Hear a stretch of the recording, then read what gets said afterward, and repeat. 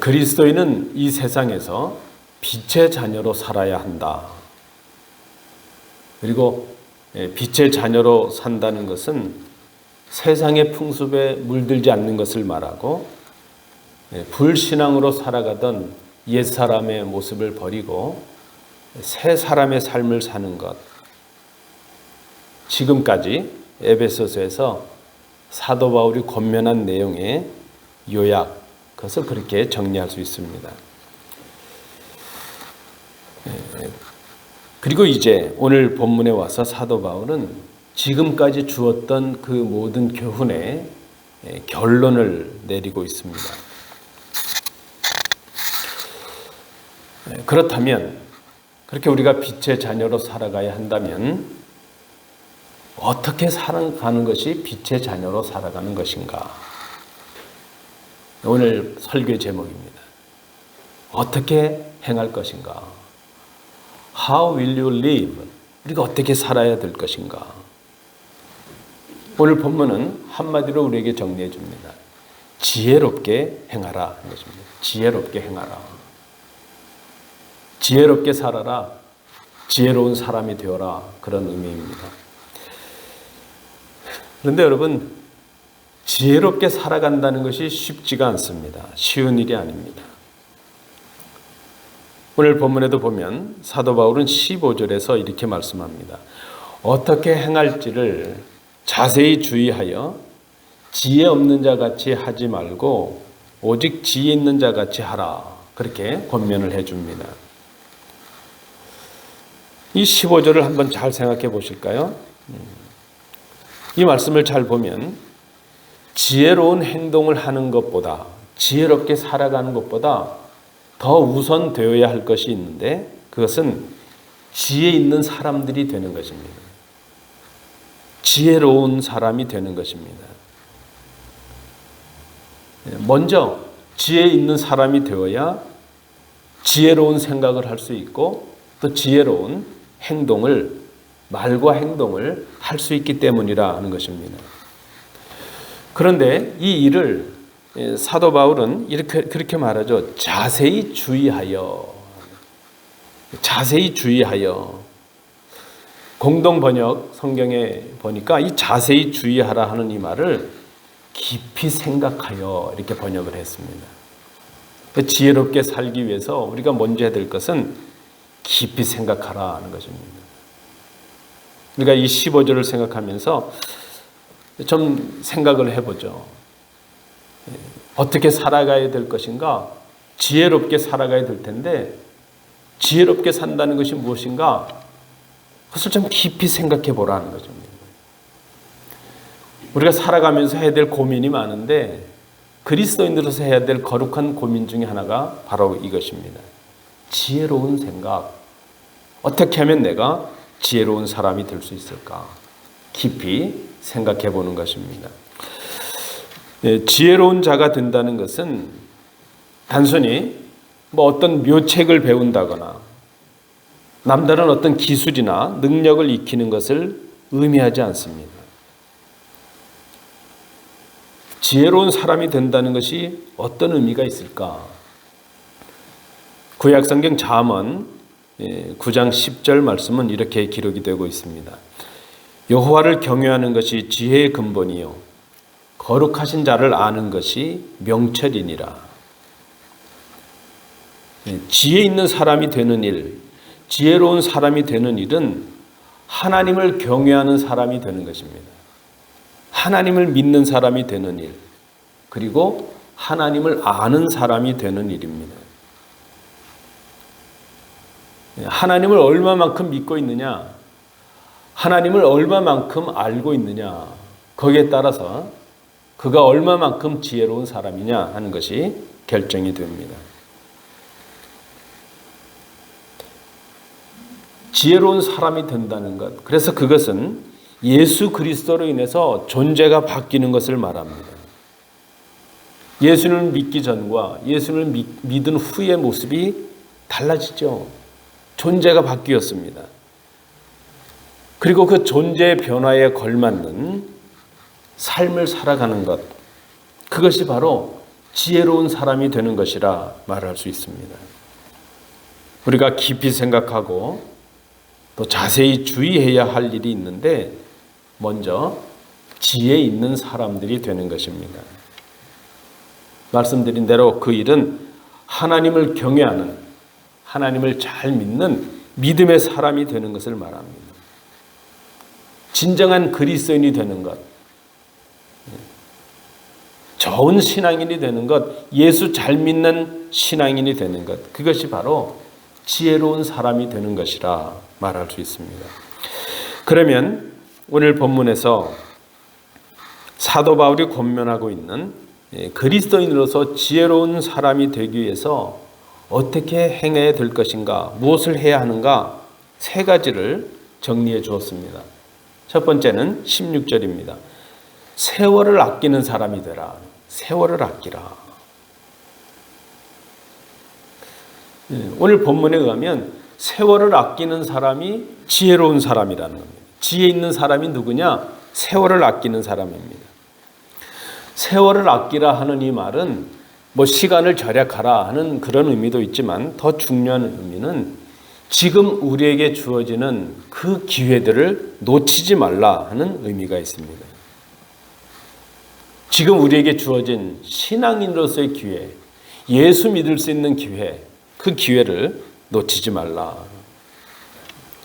우리가 그리스도인으로서 그리스도를 따라서 지혜롭게 살아야 될 이유가 있다면 왜 우리가 세월을 아끼며 살아야 되느냐? 때가 악하기 때문이라는 것입니다. 우리가 살아가야 될 날이 얼마 남지 않았기 때문이고 주님께서 이 땅을 심판하시기 위해서 오실 날이 얼마 남지 않았기 때문이라. 여러분 잘 생각해 보면 우리에게 매일매일 주어지는 시간들 또 다른 하루하루의 삶이 하나님께서 주신 특별한 기회인 것을 생각합니다. 우리가 다른 날을 맞이할 수 있다는 것이 하나님의 은혜요 기회입니다. 지혜로운 사람이 되는 것, 먼저 우리가 기억할 것은 세월을 아끼는 사람이 되는 것. 두 번째입니다. 오늘 사도 바울이 말하는 지혜로운 사람이 되기 위해서 어떻게 행해야 될까? 두 번째는 17절 말씀을 참조해 주시면 하나님께서 주신 이 기회를 놓치지 않는 사람이 되기 위해서 하나님의 뜻을 잘 아는 사람이 되어야 된다는 것입니다. 하나님의 뜻이 무엇인가를 잘 아는 사람. 여러분, 우리가 왜 어리석은 사람이 됩니까? 우리가 어리석은 사람이 되는 이유는 하나님의 뜻을 잘 알지 못하기 때문입니다. 하나님께서 무엇을 기뻐하시고 무엇을 싫어하시고 그것을 잘 모르기 때문이라 하는 것입니다. 우리가 자세하게, 정확하게, 그리고 엄격하게 해야 될 일이 있는데 그것은 하나님의 뜻이 무엇인가를 알기 위해서 노력하는 것입니다. 무엇을 하면 하나님이 기뻐하실까? 그 하나님의 뜻을 알기 위해서 애쓰고 힘쓰는 것입니다. 로마서 12장 2절 말씀에 보면 여러분 잘 아시는 말씀입니다. 너희는 이 세대를 본받지 말고 오직 마음을 새롭게 함으로 변화를 받아 하나님의 선하시고 기뻐하시고 온전하신 뜻이 무엇인지 분별하도록 하라. 하나님의 뜻을 분별하는 것. 그게 지혜로운 사람이라는 것입니다. 지혜로운 사람이 되기 위해서 하나님의 뜻을 이해하는 사람들이 되십시오. 세 번째, 지혜로운 사람이 되기 위해서 우리가 무엇을 행해야 될 것인가? 18절 말씀에 보니까 성령의 충만함을 받으라 하는 것입니다.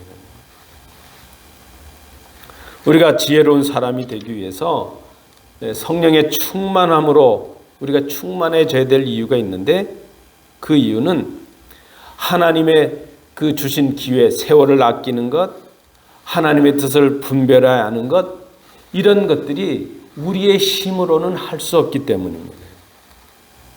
우리가 연약하기 때문입니다. 우리는 마음으로 원하지만 육신이 약해서 하지 못할 때가 많이 있습니다. 그래서 우리가 성령의 충만함을 받고 성령의 도우심을 받을 수 있어야 됩니다. 오늘 본문에 보니까 성령으로 충만하지 않은 그 반대의 모습, 대조된 모습은 술 취하는 것이라 그랬습니다. 술 취한다는 것, 그저 우리가 먹고 마시는 술 그런 의미도 있지만 넓은 의미로 보면 하나님께서 기뻐하시지 않을 일에 우리의 몸과 마음과 우리의 정열과 우리의 모든 수고를 빼앗기는 것, 그것이 바로 술 취함이라는 것입니다. 술 취함의 결과가 무엇입니까? 방탕함이라 그랬습니다. 오늘 이 편지를 받고 있는 에베소의 교회가 속해 있는 이 에베소라는 도시는 당시에 아주 유명한 포도 산지였다고 합니다. 포도가 많이 나는 곳이니까 해마다 포도주 축제가 열리죠. 좋은 포도주들이 이 곳에서 나게 되는데, 이 포도주 축제는 나중에 그 이방의 한 그 신 중에 하나인 아데미 여신이라는 그 신을 섬기는 제사와 축제가 연결이 되었습니다. 그 제사는 술을 마시고 남녀가 그 신전 앞에서 음행을 행함으로 인해서 풍요를 기원하는 것이죠. 그것이 그 아데미 여신을 기쁘게 하는 것이고 복을 받는 것이라 그렇게 했다는 것입니다. 방탕함에 이르게 된 것입니다. 우리가 성령님의 충만함을 입는다고 하는 것은 그저 우리가 어떤 신비한 경험에 빠져서 그렇게 있는 것, 그것만을 의미하는 것이 아니죠. 여러분, 성령의 충만함을 입는다는 것이 무엇입니까? 우리 속에 거하시는, 우리 속에 내주하시는 그 성령님이 우리를 온전히 지배하시고 인도하시도록 그 성령님 앞에 순종하는 우리의 마음의 상태를 성령 충만하다 그렇게 말합니다. 하나님의 말씀을 기억하고 그 말씀대로 살아가는 모습이 바로 성령 충만입니다. 우리가 지혜로운 사람이 된다는 것, 무엇을 행하는 것인가? 성령의 충만함을 입는 사람들이 되는 것. 세 가지를 말씀드렸습니다. 세월을 아끼는 사람이 되고, 하나님의 뜻을 아는 사람이 되고, 성령 충만한 사람이 되는 것. 그것을 행하는 것이 바로 지혜로운 사람이 되는 것이라는 것입니다.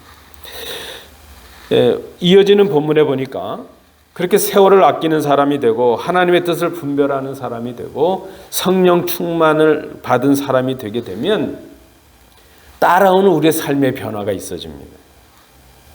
그것은 지혜로운 사람, 하나님을 잘 믿는 진정한 그리스도인들에게 나타나는 삶의 변화의 특징입니다. 우리가 그리스도인 하면 이런 모습들이 있어야 된다는 것입니다. 첫 번째는요, 19절입니다. 찬송의 사람이 된다는 것입니다. 여러분, 이 통역이 좀 어렵겠는데 원고에 없는 얘기인데 지난 한 주간 동안 한번 잘 기억해 보세요. 가정에서건 어디에서건 찬송을 불러본 경험이 있으신지. 우리가 예수 믿는 사람들인데 찬송을 잘 안 불러요. 19절 말씀해 보시면 시와 찬송과 신령한 노래들로 서로 화답하며 너의 마음으로 주께 노래하며 찬송하며 그랬습니다.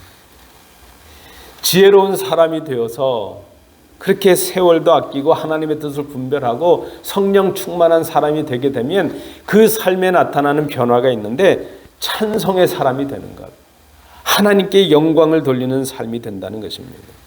그것은 곧 예배자의 삶을 말합니다. 찬양과 경배자가 된다는 것은 그의 심령이 그리스도께서 거하시는 성전이 되었다는 증거이기도 합니다. 고린도전서 3장 16절은 말씀합니다. 너희가 하나님의 성전인 것과 하나님의 성령이 너희 안에 거하시는 줄을 알지 못하느냐. 시편 22편 3절 말씀에도 이스라엘의 찬송 중에 계시는 주여 주는 거룩하시니이다. 하나님이 우리의 찬송 중에 거하시고 우리 예배 중에 거하십니다.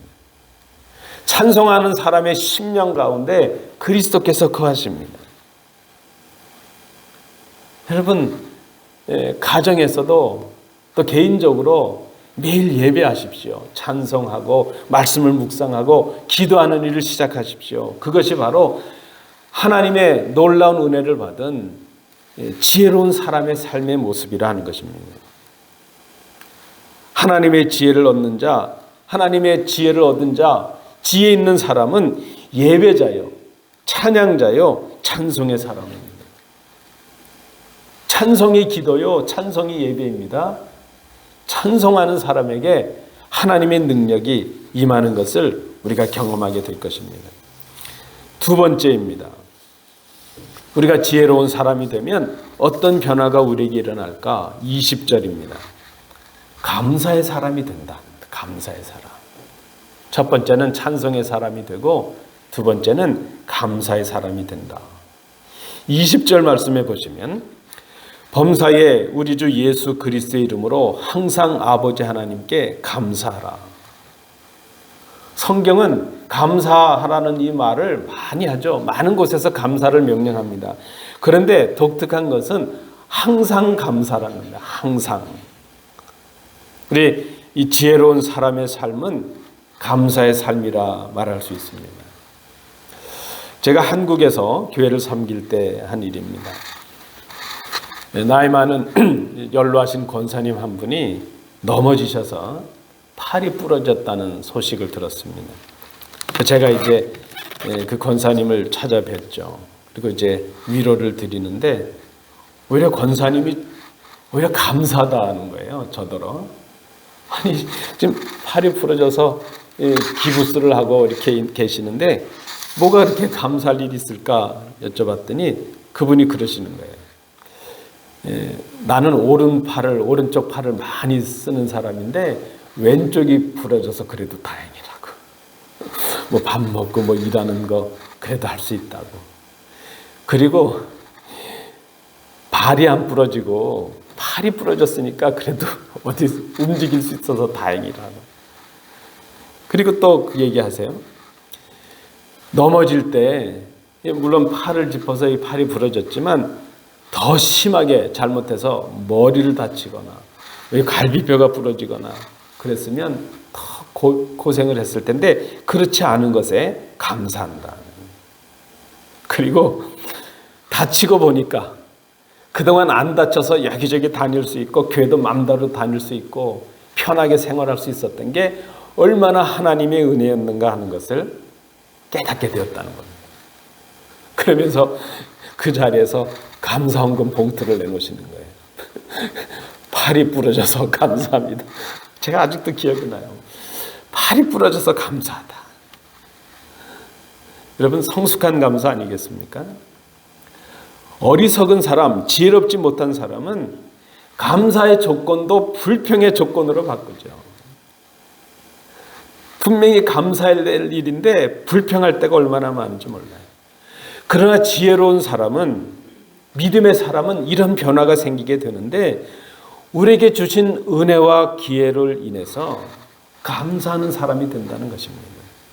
어려우면 어려운 대로 감사, 있으면 있는 대로 감사, 불평의 조건 속에서도 우리를 향하신 하나님의 뜻을 깨닫게 되고 감사하는 사람이 된다는 것입니다. 최여선 목사님 쓰신 그 명상록에 이런 구절이 있어요. 그래서 제가 좀 소개해 드립니다. 자녀들이 속을 새기면 우리 부모님들 속상하시잖아요. 자녀가 집에서 반항하면 거리에서 방황하지 않고 집에 잘 있다는 것 때문에 감사의 조건이 된다. 우리가 세금 때가 되는데 지금 세금을 내야 될 세금이 있다면 그것이 불평의 조건이 아니라 그 세금을 내야 될 정도의 수입이 있었다는 것 때문에 감사의 조건이 아닌가. 옷을 꺼내봤는데 옷이 작아졌어요. 그러면 그동안 잘 먹고 잘 살았다는 증거일 수 있잖아요. 그것도 감사하다는 거예요. 주차장이 너무 멀어서 그냥 힘들어요. 그런데 주차할 곳이 너무 멀다 그러면 내가 걸을 수 있고 그런 건강도 있고 차도 있다는 것 때문에 그것도 감사의 조건이라는 겁니다. 깎아야 될 잔디가 있고 청소해야 될 집이 있고 닦아야 될 유리창이 있고 교회 건물이 있는데 그게 불평의 조건이라기보다는 나에게 거할 수 있는 집이 있고 내가 섬봐야 되는 집이 있고 청소해야 되는 교회가 있다는 것 때문에 그것이 오히려 감사의 조건일 수 있다는 것입니다. 모든 불평의 조건들 속에 하나님의 인도하심이 있고 감사의 조건이 있습니다. 디모데전서 4장 4절에 하나님께서 지으신 모든 것이 선함에 감사함으로 받으면 버릴 것이 없나니. 어떤 조건이건 불평이건 어려움이건 감사함으로 받으면 버릴 것이 없다는 것입니다. 지혜로운 사람의 감사는 그래서 조건으로의 감사를 훨씬 뛰어넘습니다. 주셔서 감사하고 있어서 감사하고 그런 조건에 충족적인 감사를 뛰어넘습니다. 우리 성숙한 그리스도인의 감사는 그래서 존재로 인한 감사입니다. 하나님께서 주신 선물 때문에 감사하는 것이 아니라 그 선물을 주시는 하나님 때문에 감사합니다. 고난이건 역경이건 어떤 상황 속에서든 항상 하나님께 감사하는 사람이 됩니다. 그것이 우리가 지혜로운 사람이 되는 삶의 변화라 말할 수 있습니다. 세 번째 변화가 있습니다. 그 변화 첫 번째는 찬송의 사람이 되는 것, 감사의 사람이 되는 것.